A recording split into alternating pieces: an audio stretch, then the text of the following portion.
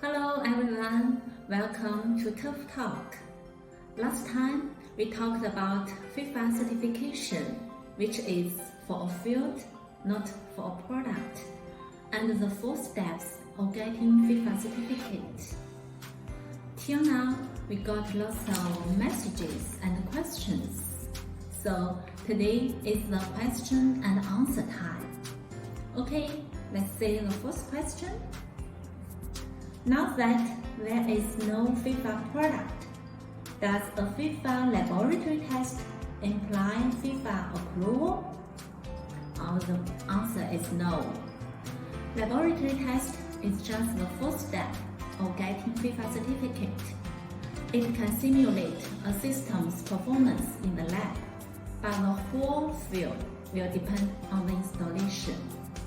So the laboratory test doesn't stand for any FIFA approval. Okay, next one. If my client is asking for FIFA product, what should I recommend? When you recommend, you can choose a system which has been installed and that fields have got FIFA certificate. FIFA certified fields will be the very good references for the product you recommend, right? Okay, another one. If my client asks for FIFA certificate, what should I do? For this question, you can confirm with your client if the FIFA field certificate is what he needs.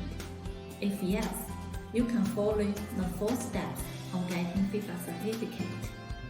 Pay attention that the system installed on site should be same as the laboratory test, including the kite, the infill, and shock pad, if any. That's very important. Okay, that's all for today's Turf Talk, question and answer time on FIFA certificate. Hope it helps for you to have a better understanding. That's all. See you next time.